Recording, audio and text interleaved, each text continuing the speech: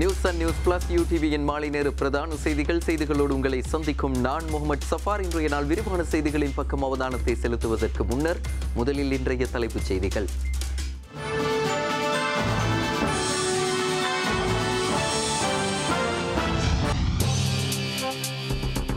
தனது அரசாங்கம் தம்பட்டம் அடிக்கும் அரசாங்கம் அல்ல, அமைதியாக மக்கள் சேவை செய்யும் அரசாங்கம் என்கின்றார் பிரதமர் ரணில் விக்ரமசிங்க. வடக்கில் குற்ற செயல்களை கட்டுப்படுத்த மேலதிக தமிழ் போலீசார். சர்வதேச நாணய நிதியத்தின் அடுத்த கட்ட கொடுப்பனவை வழங்க தீர்மானம். இஸ்ரேல் பிரதமர் மீது ஊழல் குற்றச்சாட்டு. அரசியல் கொந்தளிப்பில் சிக்கினார் கனடா பிரதமர்.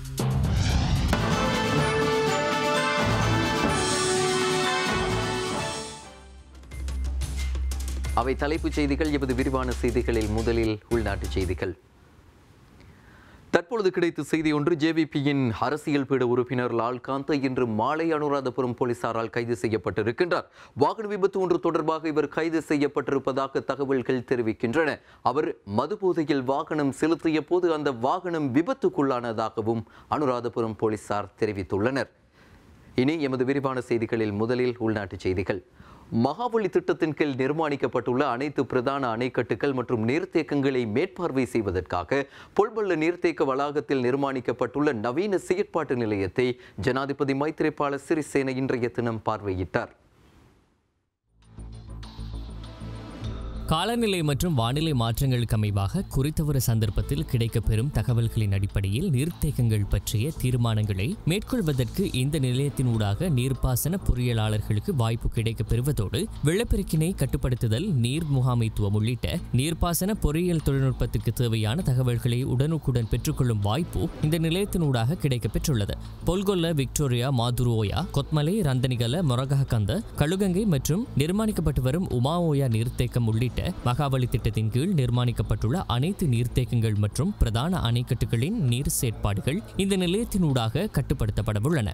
மகாவலி அபிவிருத்தி மற்றும் சுற்றாடல் அமைச்சரான ஜனாதிபதி மைத்ரிபால சிறிசேனவின் வழிகாட்டலில் மகாவலி அதிகார சபையினால் இத்திட்டம் நடைமுறைப்படுத்தப்பட்டுள்ளதுடன் தெற்காசியாவிலேயே இத்தகையதோர் நீர்த்தேக்கங்களின் செயற்பாட்டு நிலையம் நிர்மாணிக்கப்பட்டுள்ளமை இதுவே முதற் தடவையாகும். நாட்டின் பொருளாதாரத்தை புதிய பாதையில் இட்டு சென்ற விவசாய மக்களின் வாழ்வை பலப்படுத்திய ஜனாதிபதி மைத்ரிபால சிறிசேனவின் வழிகாட்டலில் புத்துயிர் பெற்றுள்ள மகாவலி அபிவிருத்தி திட்டம் ஆரம்பிக்கப்பட்டு நேற்றுடன் 50 வருடங்கள் பூர்த்தியாகின. வடமத்திய மாகாண ஆளுநர் சரத் ஏகநாயக்க, மகாவலி அபிவிருத்தி ராஜாங்க அமைச்சர் அஜித் மான்னபெரும, மகாவலி அபிவிருத்தி அதிகார சபையின் பணிப்பாளர் நாயகம் கலாநிதி DMS திசாநாயக் உள்ளிட்ட அதிகாரிகள் இந்த நிகழ்வில் கலந்து கொண்டனர்.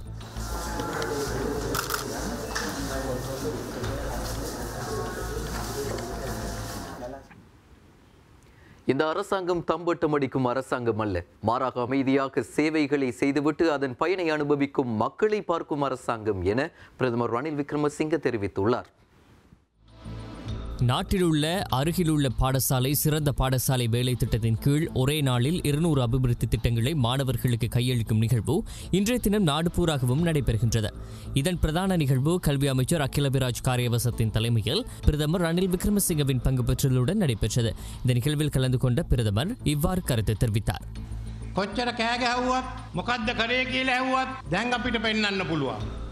எவ்வளவு தம்பட்டம் தட்டினாலும் என்ன செய்தீர்கள் என்று கேட்டாலும் எங்களுக்கு காட்ட முடியும். இந்த அரசாங்கம் அமைதியாக வேலைகளை செய்துவிட்டு மக்களுக்கு பயனளிக்கும் வகையில் அதனை பகிர்ந்து கொடுக்கின்றது. இந்த தீர்மானம் மிக பெரும் தீர்மானம், சிறிய தீர்மானம் அல்ல. நாங்கள் தேர்தல் வாக்குறுதிகளை கொடுத்தோம், கல்விக்கான செலவை அதிகரித்து அதனை வியாபிப்போம் என்று. நாங்கள் அதனை ஏற்கும் போது மிக பெரும் கடன் இருந்தது. இந்த கடனை பார்த்தால் கிரேக்க நாட்டை விடவும் பின்னால் இருந்தோம். எங்களுக்கு சம்பளத்தை வெட்டியிருக்கலாம், செலவை குறைத்திருக்கலாம். நாங்கள் தவறு செய்யவில்லை, சம்பளத்தை அதிகரித்தோம். செலவை அதிகரிக்கின்ற போது நாம் தீர்மானித்தோம் கல்விக்கும் சுகாதாரத்துக்கும் பாரிய அளவில் நிதியை ஒதுக்க. அதனைத்தான் நாம் செய்துள்ளோம். මිලියන 6200 වෙන අයට මේක බලාගන්න බැරි වුණ එකයි ඡන්දවලට ගියේ. கல்வி அமைச்சர் அகிலவிராஜ் காரியவசம் இவ்வாறு கருத்து தெரிவித்தார். මේ රටේ දෙමව්පියන්ට තියෙන විශාල ප්‍රශ්නයක් තමයි இந்த நாட்டில் பெற்றோர்களுக்கு உள்ள மிக பெரும் பிரச்சினை தான் இந்த நாட்டில் மிக சிறந்த பாடசாலைகள் என்று சொல்லிக் கொள்கின்ற பாடசாலைகளுக்கு தமது பிள்ளைகளை அனுப்ப வேண்டும் என்பது. அது மிக பெரும் பிரச்சனையாக உள்ளது. எங்களுக்கு தேவையுள்ளது இந்த நிலையை மாற்றி இந்த நாட்டில் உள்ள அனைத்து பாடசாலைகளையும் ஒரே தரத்துக்கு மாற்றி சரியான கல்வியை மாணவர்களுக்கு கொடுப்பதற்கு.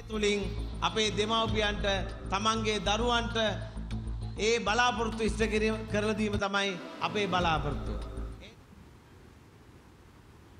பாராளுமன்றத்தில் உள்ள உறுப்பினர்கள் அனைவரும் நல்லவர்கள் என்று நிரூபிக்க தாம் ஒரு வாய்ப்பை ஏற்படுத்தி கொடுத்துள்ளதாகவும் அனைவரும் தாம் சுத்தமானவர்கள் என்று நிரூபிக்க இரத்த பரிசோதனையை மேற்கொள்ள வேண்டும் எனவும் ராஜாங்க அமைச்சர் ரஞ்சன் ராமநாயக்க வேண்டுகோள் விடுத்துள்ளார்.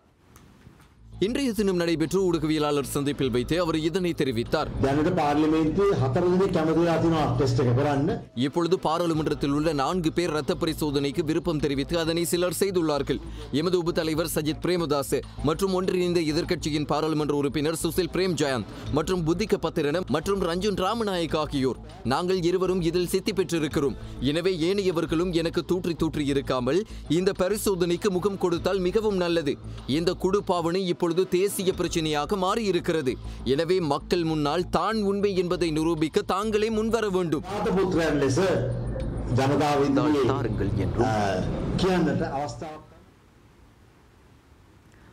அருவக்காடு குப்பை சுத்திகரிப்பு நிலையத்துக்கு புத்தளம் மக்களின் குப்பைகளை முடிந்தால் தாருங்கள் என்றும் அதன் மூலம் ஏதாவது பாதிப்புகள் வந்தால் குப்பை சுத்திகரிப்பு வேலை திட்டத்தை தாம் நிறுத்தி விடுவதாக விடயம் தொடர்பான அமைச்சர் பாட்டலி சம்பிக்க ரணவக்க கருத்து வெளியிட்டுள்ளார்.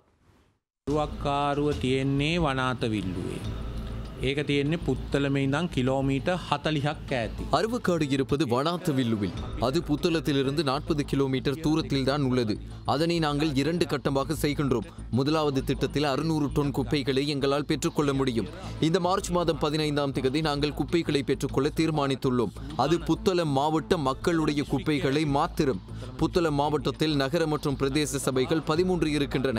அதற்கு நாங்கள் அறிவித்திருக்கின்றோம். ஏதாவது பாதிப்பு வரும் என்று அவர்கள் சொல்வார்கள் என்றால் அவர்களுக்கு முடியும் குப்பைகளை எம்மிடம் தந்து பார்க்க. அப்படி பாதிப்பு வருவதாக இருந்தால் நாம் அதனை நிறுத்தி விடுவோம். 100 அல்லது 200 கிலோமீட்டர் தூரத்தில் உள்ளவர்கள் தான் இந்த போராட்டத்தை நடத்துகின்றார்கள். இந்த குப்பை பிரச்சனையை யாராவது சரி செய்ய வேண்டும். நாங்கள் அந்த இடத்தை குப்பை போடுகின்ற குப்பை பேடாக மாற்றவில்லை. விஞ்ஞான ரீதியான குப்பை சுழற்சி முறையை தான் அங்கு செய்கின்றோம். அங்கு குப்பைகளை போட்டு அதன் மேல் மண் போட்டு அங்கு மரம் நடுவதுதான் எங்களுடைய திட்டம். විනාශ වෙච්ච අක්කර 57ක විශාල ආවාටයක්. ඒ ආවාටය පුරෝලා ඒක උඩින් පස් දාලා පස්සේ ගස් හිටවන. ඒක තමයි එතන ප්‍රතිපත්ති. තව ඒ වගේ ආවාට 3ක් තියෙනවා. ඇත්තම කිව්වොත් මේක විධිමත්ව යොදාගත්තොත් මුළු ලංකාවේම කසල. வவுனியா, மன்னார், முல்லைத்தீவு ஆகிய மாவட்டங்களை உள்ளடக்கிய வன்னி பகுதியில் 2020ஆம் ஆண்டு அளவில் 2000 புதிய ஏற்றுமதியாளர்களை உருவாக்கும் தேசிய நிகழ்ச்சி திட்டத்தின் ஆரம்ப நிகழ்வு வவுனியா மாவட்ட செயலகத்தில் இன்றைய தினம் நடைபெற்றது. வவுனியா மாவட்ட அரசாங்க அதிபர் ஐஎம் ஹனீஃபா தலைமையில் நடைபெற்ற இந்நிகழ்வினை அபிவிருத்தி உபாய முறைகள் மற்றும் சர்வதேச வர்த்தக அமைச்சர் மலிக் சமரவிக்ரம, கைத்தொழில் வர்த்தகத்துறை அமைச்சர் ரிஷாட் பதியுத்தீன், அபிவிருத்தி மூலோபாய பிரதி அமைச்சர் நலின் பண்டாரு, பாராளுமன்ற உறுப்பினர்களான சிவசக்தி ஆனந்தன் மற்றும் சாந்தி கிருஷ்காந்தராஜா ஆகியோர் இணைந்து ஆரம்பித்து வைத்தனர்.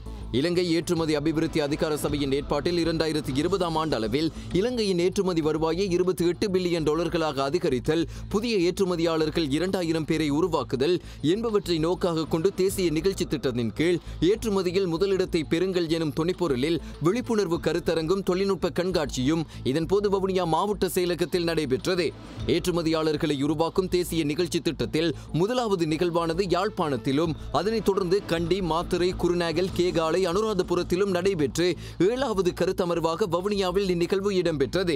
இந்நிகழ்வில் தொழில் முயற்சியாளர்களுக்கான விழிப்புணர்வு வழங்கல், ஏற்றுமதி துறையில் தொழில்நுட்பத்தை சாட்சிப்படுத்தல், பாடசாலை மாணவர்களுக்கு ஏற்றுமதி துறை தொடர்பான அறிவை வழங்கல், முன்னிலை வகிக்கும் வர்த்தகர்களை ஏற்றுமதி துறைக்குள் உள்வாங்குதல் போன்றவற்றுக்கான கலந்துரையாடல்களும் நடைபெற்றன.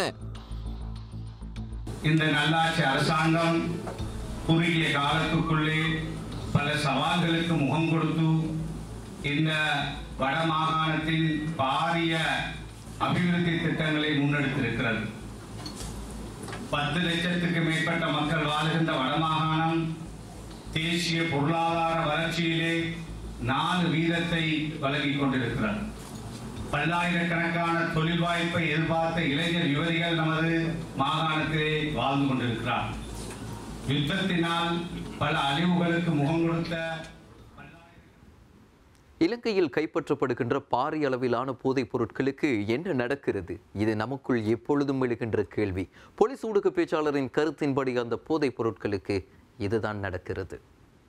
2015ஆம் ஆண்டிலிருந்து போலீஸ் ஊடக பேச்சாளரின் கருத்தின்படி நம் நாட்டில் அவ்வரிடத்தில் 40 கிலோ ஹெரோயினும் 2016ஆம் ஆண்டு 196 கிலோவுக்கும் அதிகமான ஹெரோயின் போதைப் பொருளும் 2017ஆம் ஆண்டு 278 கிலோவுக்கும் அதிகமான ஹெரோயின் போதைப் பொருளும் 2019ஆம் ஆண்டு 736 கிலோவும் 2019ஆம் ஆண்டு ஜனவரி மாதம் 1ஆம் திகதி முதல் பிப்ரவரி மாதம் 25ஆம் திகதி வரையான காலப்பகுதியில் 522 கிலோகிராமுக்கும் அதிகமான ஹெரோயின் போதைப் பொருளும் கைப்பற்றப்பட்டுள்ளன. இது தவிர நம் நாட்டில் கைப்பற்றப்படுகின்ற ஆஷிஷ் போதைப் பொருள், கேரள கஞ்சா, பாரிய தொகைகள் மற்றும் வித்தியாசமான பெயர்களுடைய போதைப் பொருளை போலீஸ் போதை தடுப்பு பிரிவு மற்றும் ஏனைய பிரிவினர் கைப்பற்றிய போதைப் பொருளை என்ன செய்கின்றார்கள்? இந்த கேள்விகள் நமக்கு மட்டுமல்ல, நம் நாட்டு அரசியல்வாதிகளுக்கும் உள்ள கேள்விதான். போலீஸ் ஊடக பேச்சாளர் ருவான் குணசேகரவின் கருத்தின்படி இந்த போதைப் பொருளை கைப்பற்றிய போலீஸ் உத்தியோகத்தர்கள் உரிய போலீஸ் நிலையத்திற்கு கொண்டு சென்று அதை எடையிட்டு உரிய புத்தகங்களில் பதிவிட்ட பின்னர் அந்த போதைப் பொருளை சீல் வைக்கின்றார்கள். சீல் வைக்கப்படுகின்ற பொழுது குறித்த சந்தேக நபரின் விரல் அடையாளமும் அதில் வைக்கப்படுகிறது. அந்த சீல் வைக்கப்பட்ட போதைப் பொருள் தொகை அதன் பின்னர் வழக்குக்கான ஒரு சான்று பொருளாக மாறுகின்றது. அது அந்த போலீஸ் நிலையத்தில் உள்ள வழக்குகளுக்கு பொறுப்பான போலீஸ் உத்தியோகத்தரின் கீழ் பொறுப்பாக ஒரு நாள் அல்லது 2 நாட்களுக்கு வைக்கப்படுகிறது. அதன் முழு பொறுப்பும் அந்த போலீஸ் உத்தியோகத்தருக்கே உரியது. அதன் பின்னர் அந்த போதைப் பொருள் அரச பகுப்பாய்வு திணைக்களத்துக்கு கொண்டு வரப்படுகிறது. அங்கு வைத்து அவர்கள் போலீசாரால் சரியான முறையில் அந்த போதைப் பொருள் தொகைக்கு சீல் வைக்கப்பட்டிருக்கின்றதா என்பதை பார்த்துதான் அவர்கள் அதனை ஏற்றுக்கொள்கின்றார்கள். அரச பகுப்பாய்வு திணைக்களத்தில் அதன் சரியான நிறை மற்றும் பயன்படுத்தப்பட்டுள்ள ரசாயன பொருள் என்பவற்றை ஆய்வு செய்து சரியான ஒரு அறிக்கையை அவர்கள் நீதிமன்றத்துக்கு வழங்குவார்கள். அந்த அறிக்கை நீதிமன்றத்தில் விசேட சாட்சியாக மாறுகின்றது.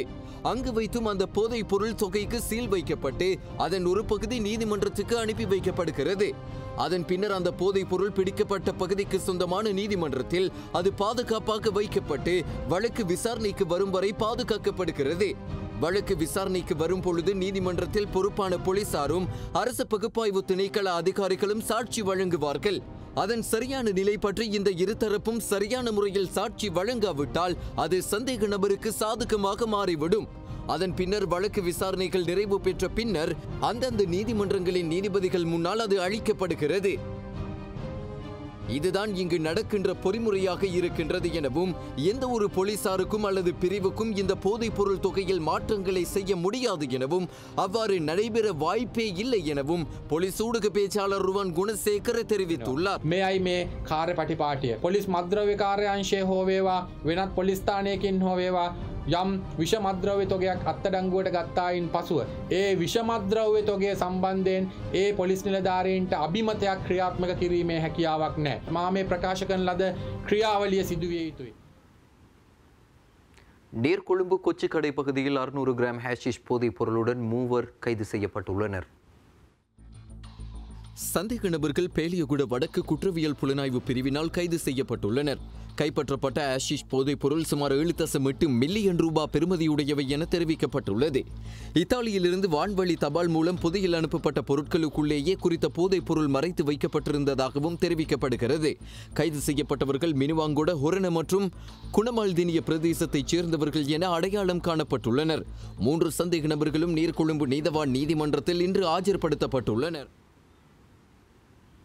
மக்கள் நலனில் அக்கறையுடன் தமிழ் தேசிய கூட்டமைப்பு செயற்படவில்லை என்றும் ஆளும் தரப்புடன் இணைந்து தாம் இருந்திருந்தால் தமிழ் மக்களுக்கான பிரச்சினைகள் பலவற்றை தீர்த்திருப்பேன் எனவும் பாராளுமன்ற உறுப்பினர் டக்ளஸ் தேவானந்தா தெரிவித்துள்ளார். இன்றைய தினம் யாழ்ப்பாணம் கட்சி அலுவலகத்தில் இடம்பெற்ற ஊடகவியலாளர் சந்திப்பில் வைத்தே அவர் இதனை தெரிவித்தார். எனக்கு நாடாளுமன்றத்தில் ஒரு ஆசனம் தான் இருக்குது. மற்ற சக தமிழ் கட்சிகளுக்கு 16 ஆசனம். ஆனால் அவியல் தனித்தனியாக போட்டி போட்டிருந்தால் என்னை விட குறையாத்தான் எடுத்திருப்பினோம். அதில் சேர்ந்து போட்டி போட்டபடியாத்தான் ஒரு தொகையான எண்ணிக்கையையும் தொகையான ஆசனங்களையும் காட்டினோம். அவையில் தங்களால் தனித்து போட்டி போட்டு தங்களோட கொள்கையை மக்கள் ஆதரிக்கணும்ன்றதை அவையில் காட்டட்டும். வர இருக்கிற தேர்தலில் அவையில் தனித்து போட்டி போட்டு காட்டட்டும். நாங்கள் நீண்ட காலமாக தனித்து போட்டி போட்டான்னு வந்து நாங்கள் அப்போ எல்லாம் சேர்ந்து போட்டி போட்டு கூட்டாக எடுத்துக்கொண்டு அவியல் சக தமிழ் கட்சிகள் தாங்களோட கொள்கைகள் சரியானது என்று சொன்னால் தனிச்சு போட்டி போட்டு தங்களோட கொள்கையை மக்கள் மத்தியில் கொண்டு போய் அதை ஜெயிச்சு காட்டுட்டோம். இதை நான் சவாலாகவோ விட இல்லை, என்னுடைய ஆதங்கத்தை தான் நான் வெளிப்படுத்த. முன்னாள் பாதுகாப்பு செயலாளர் கோட்டாபய ராஜபக்ஷ உள்ளிட்ட 7 பேருக்கு எதிரான வழக்கு கொழும்பு விசேட மேல் நீதிமன்றத்தில் இன்றைய தினம் விசாரணைக்கு வந்தது. குறித்த வழக்கு சம்பத் அபேகோன், சம்பத் விஜயரத்ன மற்றும் சம்பா ஜானகி ஜெயரத்னா ஆகிய நீதிபதிகள் முன்னிலையில் இன்று விசாரணைக்கு அழைக்கப்பட்டது. இதன்போது பிரதிவாதிகள் தரப்பு சட்டத்தரணி வழக்கில் குற்றப்பத்திரிகை தாக்கல் செய்யப்பட்டுள்ள விதம் தொடர்பாக ஆட்சேபனை தெரிவிக்க எதிர்பார்த்துள்ளதாக கூறினார். அதன்படி வழக்கை மார்ச் 15ஆம் தேதி வரை ஒத்திவைத்த நீதிமன்றம் அன்றைய தினம் ஆட்சேபனை மனுவை தாக்கல் செய்யுமாறு உத்தரவிட்டது. டி.ஏ. ராஜபக்ஷ நினைவு தூபி மற்றும் நூதன சாலை அமைப்பதற்கு 90 மில்லியன் ரூபாய் அரசு நிதியை பயன்படுத்தியதாக கோட்டாபய ராஜபக்ஷ உள்ளிட்ட 7 பேர் மீது குற்றம் சாட்டப்பட்டு சட்டமா அதிபர் திணைக்களத்தால் வழக்கு தாக்கல் செய்யப்பட்டுள்ளன. இந்த வழக்கில் ஏனைய பிரதிவாதிகளாக நிலமீட்பு மற்றும் அபிவிருத்தி கூட்டுத்தாபனத்தின் முன்னாள் தலைவர் பிரசாத் ஹர்ஷன மற்றும் அந்த நிறுவனத்தின் பணிப்பாளர் சபை உறுப்பினர்களான பத்ரபதி கமலதாச, சுதம்மிகா ஆட்டிகல, சமன் குமார கலாபதி, டி மெண்டி சலிய மற்றும் மல்லிகா குமாரி சேனதீர ஆகியோர் பெயரிடப்பட்டுள்ளனர். வவுனியா புதூர் பகுதியில் கைத்துப்பாக்கி உள்ளிட்ட வெடிபொருட்கள் மீட்கப்பட்ட சம்பவம் தொடர்பில் பெண் ஒருவர் உள்ளிட்ட 2 கைது செய்யப்பட்டு விசாரணைக்குட்படுத்தப்பட்டுள்ளனர். கடந்த ஜனவரி மாதம் புளியங்குளம் புதூர் பகுதியில் நபர் ஒருவர் ஆயுதங்களை வீசி சென்றுவிட்டு தப்பித்ததாக தெரிவித்து ராணுவம் மற்றும் போலீசார் அப்பகுதியில் தேடுதலை மேற்கொண்டனர். இதன்போது ஆயுதங்கள் உள்ளிட்ட சில பொருட்கள் மீட்கப்பட்டன. புளியங்குளம் போலீசாருக்கு கிடைத்த ரகசிய தகவலை அடுத்து சிவில் உடையில் ரோந்து நடவடிக்கைகளுக்கென போலீசார் சென்றபோது வீதியில் சென்ற அடையாளம் தெரியாத நபர் ஒருவர் தனது கையில் வைத்திருந்த மர்ம பொதியை தூக்கி எறிந்துவிட்டு அங்கிருந்து தப்பி ஓடியுள்ளார். எனினும் போலீசார் அவரை துரத்தி சென்ற போதிலும் அவர் தலைமறைவாகியதை தொடர்ந்து ராணுவம் மற்றும் போலீசார் இணைந்து அப்பகுதியில் சுற்றி வளைப்புகளை மேற்கொண்டு தேடுதல் நடத்தியிருந்தனர். இந்த சம்பவம் தொடர்பாக புளியங்குளம் போலீசாரால் ஏற்கனவே 7 பேர் கைது செய்யப்பட்டு விசாரணைகள் இடம்பெற்று வரும் நிலையில் மேலும் 2 பேர் தற்போது கைது செய்யப்பட்டுள்ளனர். செட்டிக்குளம் பகுதியைச் சேர்ந்த 22 வயதுடைய இளைஞர் ஒருவரும், ரணை இலுப்பங்குளம் பகுதியைச் சேர்ந்த 26 வயது யுவதி ஒருவருமே போலீசாரால் கைது செய்யப்பட்டுள்ளனர். ஏற்கனவே சந்தேகத்தின் பேரில் கைது செய்யப்பட்ட வவுனியா சாலம்பை குளத்தைச் சேர்ந்தவரை போலீசார் தடுப்பு காவலில் வைத்து விசாரித்து வருகின்றனர். மேலதிக விசாரணைகளை வவுனியா போலீசார் மேற்கொண்டு வருகின்றமை குறிப்பிடத்தக்கது. வடக்கில் அதிகரித்து வரும் குற்றச்செயல்களை கட்டுப்படுத்த 850 தமிழ் போலீசார் புதிதாக இணைக்கப்பட உள்ளனர் என்று வடக்கு மாகாண சிரேஷ்ட போலீஸ் அத்தியட்சகர் கணேசநாதன் தெரிவித்துள்ளார். யாழ் மாவட்ட செயலகத்தில் நேற்று மாவட்ட சிவில் பாதுகாப்பு குழு கூட்டம் நடைபெற்றது. இதில் கலந்து கொண்டு கருத்து வெளியிடும் போதே அவர் இவ்வாறு தெரிவித்துள்ளார். இவ்விடம் தொடர்பில் அவர் மேலும் தெரிவிக்கையில், உடனடியாக 850 தமிழ் போலீசார் எங்களுடைய போலீஸ் சேவையில் சேர்த்துக் கொள்ளப்பட இருக்கின்றார்கள். அது சம்பந்தமாக நாளைக்கு எங்களுடைய கௌரவ ஆளுநர் அவர்கள் நாளைக்கு பின்னேரம் 6 மணிக்கு போலீஸ் மாதிபரை சந்திக்கிறதுக்கு செல்கின்றார். அவருடன் நானும் செல்கின்றேன். ஆனபடியால் உங்களுடைய பிரதேசங்களை படித்தவர்கள், 18 வயதுக்கும் 28 வயதுக்கும் இடப்பட்டவர்கள், 5 அடி 4 அங்குலம் உயரமுள்ளவர்கள், எடுக்கிற கோயில் சாதாரண தரம் பாஸ் பண்ணிக்கணும். ஆனபடியால் நீங்கள் தயவு செய்து உங்களுடைய பிரதேசங்களை சென்று அவர்களுக்கு அறிவுறுத்துங்கள். இடைவேளையை தொடர்ந்து செய்திகளை எதிர்பாருங்கள்.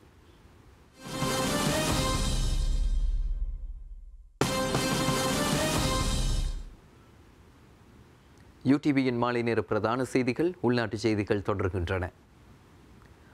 புதிய அரசியல் யாப்பு தொடர்பான முக்கிய பேச்சுவார்த்தை ஒன்று அடுத்த வாரம் இடம்பெறவுள்ளது. புதிய அரசியல் யாப்பு தொடர்பில் நேற்று மாலை ஜனாதிபதி மைத்ரிபால சிறிசேன, பிரதமர் ரணில் விக்ரமசிங்கே ஆகியோர் தலைமையில் கலந்துரையாடல் ஒன்று இடம்பெற்றது. இந்த பேச்சுவார்த்தையில் தமிழ் தேசிய கூட்டமைப்பு, தமிழ் முற்போக்கு கூட்டணி, ஸ்ரீலங்கா முஸ்லிம் காங்கிரஸ் உள்ளிட்ட பல்வேறு கட்சிகளின் தலைவர்கள் கலந்து கொண்டனர். இந்த கலந்துரையாடலின் அடுத்த கட்ட கலந்துரையாடலை எதிர்வரும் வாரம் அளவில் நடாத்த தீர்மானித்திருப்பதாக தமிழ் தேசிய கூட்டமைப்பின் நாடாளுமன்ற உறுப்பினர் M.A. சுமந்திரன் தெரிவித்தார். 1.5 பில்லியன் ரூபாய் கடன் திட்டத்தை மேலும் 1 வருடத்திற்கு நீடிக்க சர்வதேச நாணய நிதியத்தின் அதிகாரிகள் இணக்கம் தெரிவித்துள்ளனர். அத்தோடு 6ஆம் கட்ட கொடுப்பனவை வழங்கவும் அவர்கள் இணக்கம் தெரிவித்துள்ளனர். சர்வதேச நாணய நிதியத்தின் $1.5 பில்லியன் கடனை மேலும் ஓராண்டுக்கு நீடிக்குமாறு இலங்கை அரசாங்கம் கோரிக்கை விடுத்திருந்தது. அத்துடன் எதிர்வரும் முக்கிய தேர்தல் காரணமாக சர்வதேச நாணய நிதியம் விதித்துள்ள இறுக்கமான செலவு கட்டுப்பாடுகளை தளர்த்துமாறும் கோரிக்கை விடுத்திருந்தது. அதற்கமைய கடன் திட்டத்தை மேலும் ஒரு வாரத்திற்கு நீடிக்க சர்வதேச நாணய நிதியத்தின் அதிகாரிகள் இணக்கம் தெரிவித்துள்ளதாக தெரிவிக்கப்பட்டுள்ளமை. மேல் கொத்மலை நீர்த்தேக்கத்தின் வான்கதவுகள் இன்று முதல் எதிர்வரும் 5 நாட்களுக்கு திறந்து வைக்கப்படும் என அறிவிக்கப்பட்டுள்ளது. அனர்த்த முகாமைத்துவ மத்திய நிலையம் இதனை தெரிவித்துள்ளது. அவசர திருத்தப் பணிகள் காரணமாக வான்கதவுகள் திறக்கப்பட்டிருக்கும் என்று தெரிவிக்கப்பட்டுள்ளது.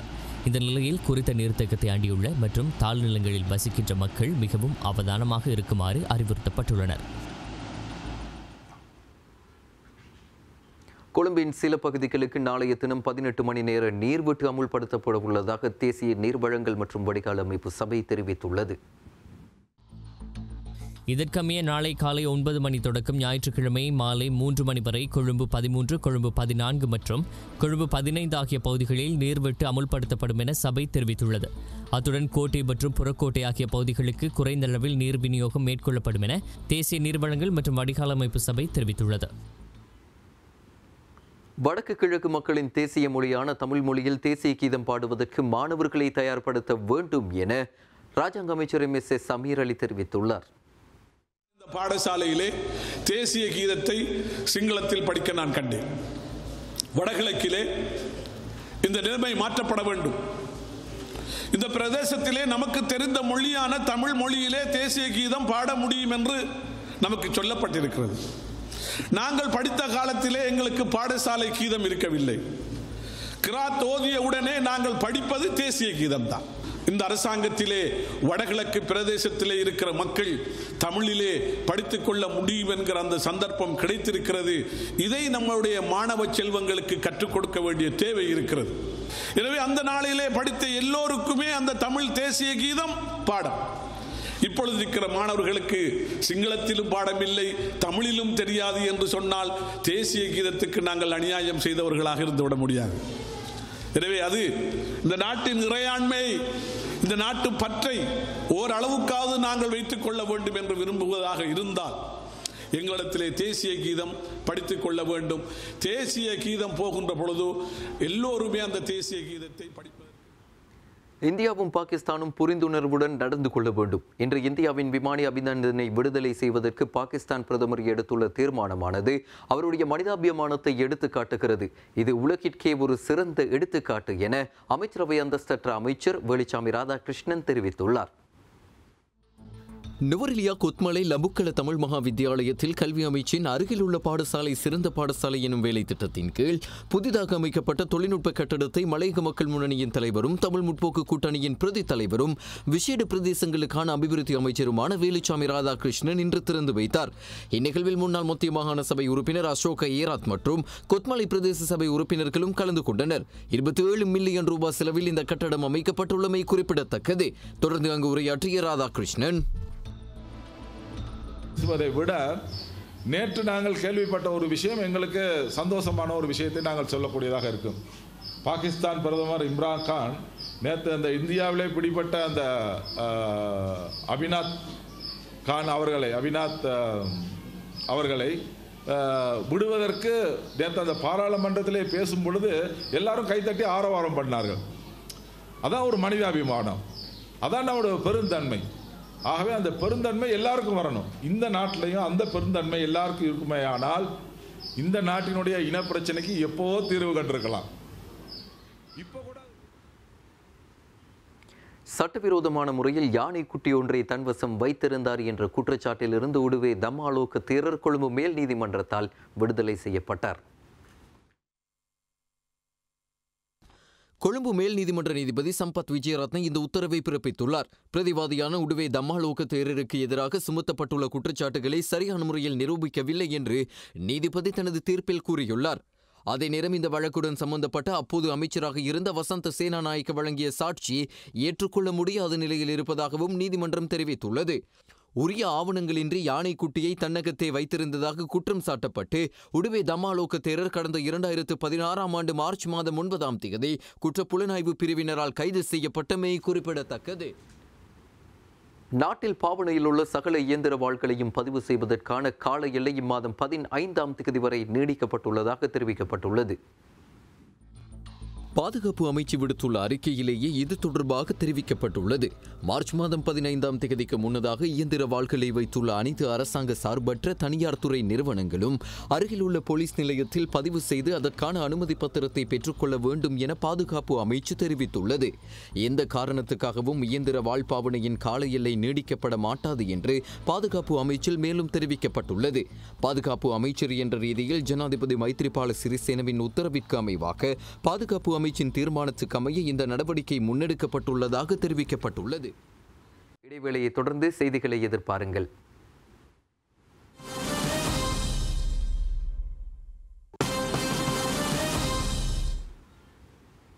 யூடிவியின் மாலை நேர பிரதான செய்திகள், வெளிநாட்டு செய்திகள் தொடர்கின்றன.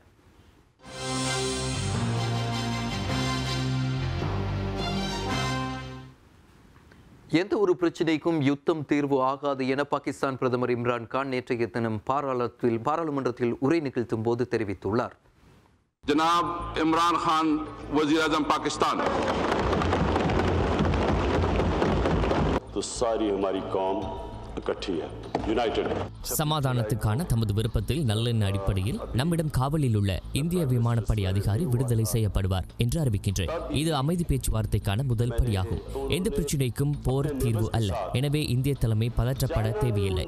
அதே நேரத்தில் பதற்றம் வேண்டாம் என்னும் பாகிஸ்தானின் விருப்பத்தை பலவீனம் என தவறாக எடுத்துக்கொள்ளவும் கூடாது. நமது ஆயுதப்படைகள் கடுமையாக போரிடக்கூடியவை. எந்த ஆக்கிரமிப்புக்கும் எதிராகவும் பதில் வழங்கக்கூடிய அவர்கள் எப்போதும் தயாராகவே இருக்கின்றனர். பாகிஸ்தான் சமாதானத்தை விரும்புகின்ற ஒரு நாடாகும். இந்த பிராந்தியத்தில் அமைதி தவழ வேண்டும், ஸ்திரத்தன்மை இருக்க வேண்டும். இதுதான் பாகிஸ்தானின் விருப்பம். பதற்றம் பாகிஸ்தானின் நலன்களுக்கானது அல்ல, இந்தியாவின் நலன்களுக்கானதும் அல்ல. எனவேதான் இந்திய பிரதமருடன் தொலைபேசியில் பேசுவதற்கு நான் முயற்சித்தேன். பிராந்தியத்தில் சமாதானமும் ஸ்திரத்தன்மையும் நிலவுவதற்கு பதற்றத்தை தணிப்பதில் சர்வதேச சமூகம் பங்களிப்பு வழங்க வேண்டும். वो एक कोशिश थी कि ये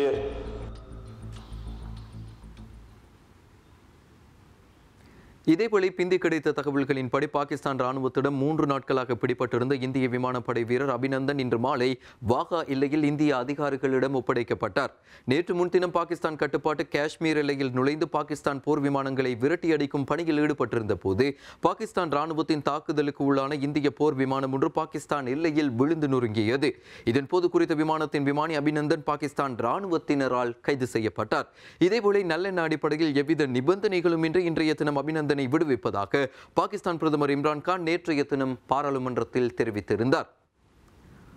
சோமாலியாவின் தலைநகர் மொகதூசுவில் இடம்பெற்ற தற்கொலை கார்குண்டு தாக்குதலை அடுத்து தீவிரவாத கும்பல் ஒன்றுக்கும் பாதுகாப்பு படையினருக்கும் இடையில் கடும் மோதல்கள் இடம்பெற்று வருவதாக அறிவிக்கப்பட்டுள்ளது. சோமாலியாவின் தலைநகர் மொகாதிசுவில் இன்று காலை சுறுசுறுப்பான ஒரு வீதியில் இடம்பெற்ற தற்கொலை தாக்குதலில் 5 பேர் கொல்லப்பட்டனர். மேலும் பலர் காயமடைந்தனர். இந்த தாக்குதல் நடந்து ஒரு சில மணி நேரத்தில் தலைநகரின் இன்னொரு பகுதியில் தீவிரவாதிகள் கூடியிருப்பதாக தகவல் கிடைத்த ஒரு கட்டிடத்தை பாதுகாப்பு படையினர் சுற்றி வளைத்தனர். அப்போது உள்ளே இருந்தவர்கள் படையினர் மீது கடும் துப்பாக்கி பிரயோகம் மேற்கொண்டனர். இதனை அடுத்து இருதரப்புக்கும் இடையில் அந்த பகுதியில் கடும் மோதல்கள் இடம்பெற்று வருவதாக அறிவிக்கப்பட்டுள்ளது. ஹோட்டல்கள், கடைகள் மற்றும் சிற்றுண்டு சாலைகள் அதிகம் காணப்படும் பகுதியிலேயே தற்கொலை தாக்குதல் நடத்தப்பட்டுள்ளது. ஆப்பிரிக்க பிராந்தியத்தில் தீவிரமாக செயற்படும் அஷபாப் இயக்கமே இந்த தாக்குதலுக்கு காரணம் என்று அரசாங்க தரப்பு அறிவித்துள்ளது.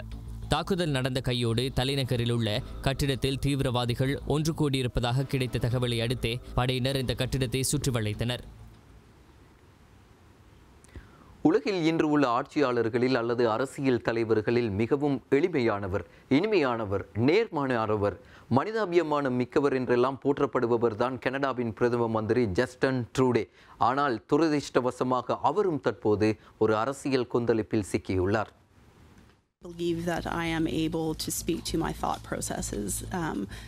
கனடாவின் உள்ளூர் அரசியல் அரங்கில் பிரதமர் ஜஸ்டின் ட்ரூடோவுக்கும் அவரது முன்னாள் சட்டமா அதிபருக்கும் இடையிலான ஒரு பிரச்சினை தற்போது விஸ்வரூபம் எடுக்க தொடங்கியுள்ளது. இந்த பிரச்சினை காரணமாக பிரதமர் ட்ரூடோ பதவி விலக வேண்டும் என்ற கோரிக்கையும் வலுவடைய தொடங்கியுள்ளது. ஊழல் குற்றச்சாட்டுள்ள ஒரு கம்பெனி தொடர்பான நடவடிக்கைகளை நிறுத்தல் வேண்டும் என முன்னாள் சட்டமா அதிபர் மீது பிரதமர் அழுத்தங்கள் பிரயோகித்துள்ளதாகவும் அவர் அதில் அலட்சியம் காட்டிய போது அவரை பழிவாங்கும் வகையில் நடந்துள்ளதாகவும் பிரதமர் மீது குற்றச்சாட்டுகள் எழுந்துள்ளன. அக்டோபர் மாதம் தேர்தல் நடைபெறவுள்ள நிலையில் இந்த குற்றச்சாட்டு பிரதமருக்கு எதிரான அரசியல் கொந்தளிப்பாக மாறியுள்ளது. பிரதமரும் அவரது சகாக்களும் பல மாதங்களாக தன் மீது அழுத்தங்களை பிரயோகித்ததாகவும், குறிப்பிட்ட கம்பெனிக்கு எதிரான நடவடிக்கைகளை கனேடியர்கள் பலர் தங்களது தொழிலை இழக்க வேண்டிய நிலையை ஏற்படுத்தும் என்றும், தமது கட்சியின் வாக்குகளை இது சரிவடையச் செய்யும் என்றும் பிரதமர் தரப்பிலிருந்து தனக்கு விளக்கம் அளித்து தனது நடவடிக்கைகளை நிறுத்த அழுத்தங்கள் பிரயோகிக்கப்பட்டதாகவும், இந்த விடயத்தில் தான் மறைமுகமாக அச்சுறுத்தப்பட்டதாகவும், தான் பதவி நீக்கம் செய்யப்படுவதற்கும் இதுவே காரணம் என்றும் விசாரணையொன்றில் ஆஜரான முன்னாள் சட்டமா அதிபர் ஜார்டி வில்சன் ரெபுல் தெரிவித்துள்ளார். Including the conversation I had with the Prime Minister, I do not believe it is inappropriate to have conversations about job losses, about Osama bin லேடனின் மகன் ஹம்சா பின் லேடன் பற்றி துப்பு கொடுப்பவர்களுக்கு $1 மில்லியன் பரிசு வழங்கப்படும் என America அறிவித்துள்ளது.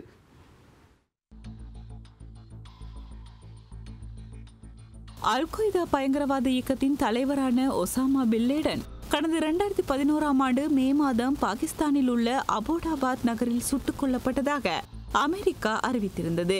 இதனை அடுத்து தனது தந்தையை கொன்றதற்காக அமெரிக்காவையும் அமெரிக்கர்களையும் பழிவாங்க போவதாக ஒசாமா பின் லேடனின் மகனான ஹம்சா பின் லேடன் எச்சரித்திருந்தார்.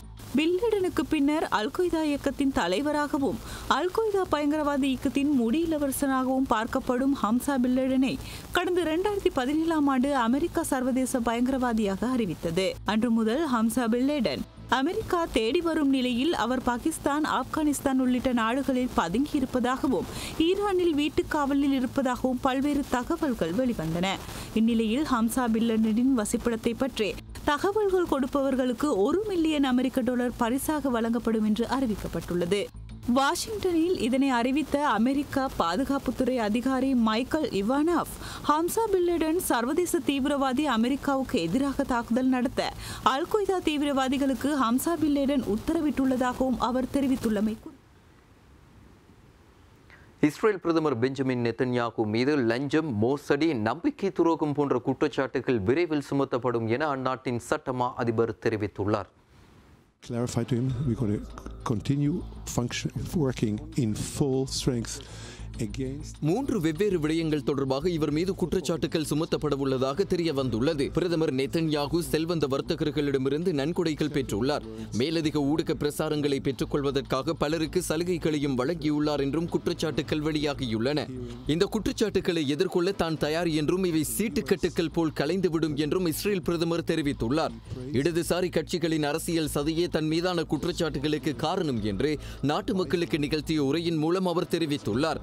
எவ்வாறாயினும் இஸ்ரேலில் விரைவில் தேர்தல் நடக்கவுள்ளதால் தேர்தலின் பின்னரே இந்த குற்றச்சாட்டுகள் பற்றிய விசாரணைகள் தொடங்கும் என்றும் அறிவிக்கப்பட்டுள்ளது. செய்திகளின் இறுதியாக இன்றைய வானிலை.